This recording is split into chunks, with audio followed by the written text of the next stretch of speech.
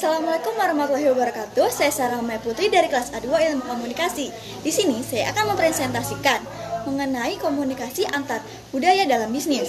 Pengertian komunikasi antar budaya menurut John Vittil dan Cortland L. Booth 2013, yang dimaksud dengan komunikasi antar budaya adalah proses mengirim dan menerima pesan antara orang-orang yang latar belakang budayanya dapat mengarahkan mereka untuk menafsirkan tanda-tanda verbal maupun nonverbal secara berbeda. Tujuan komunikasi antar budaya adalah untuk mencapai komunikasi yang efektif. Efektivitas komunikasi antar budaya dapat tercapai manakala kita memiliki kompetensi budaya yang mumpuni.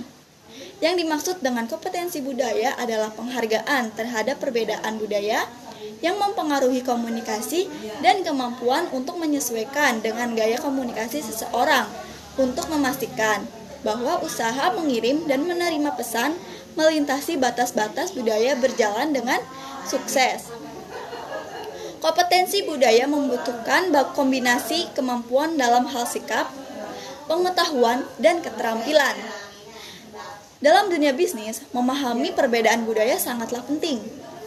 Bagi pembisnis, sebagai langkah awal menuju komunikasi antar budaya yang efektif.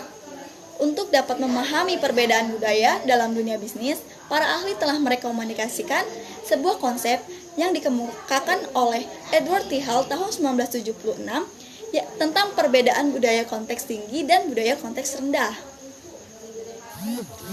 Terdapat beberapa kasus komunikasi antar budaya yang menjadi kajian para ahli berdasarkan konsep perbedaan konteks budaya dan perbedaan aturan budaya, yaitu gaya kepemimpinan, gaya pengambilan keputusan, gaya negosiasi bisnis, pemilihan tim negosiasi, etika bisnis dan negosiasi, manajemen konflik, kontrak bisnis, aturan berperilaku, gaya komunikasi bisnis, dan protokol bisnis.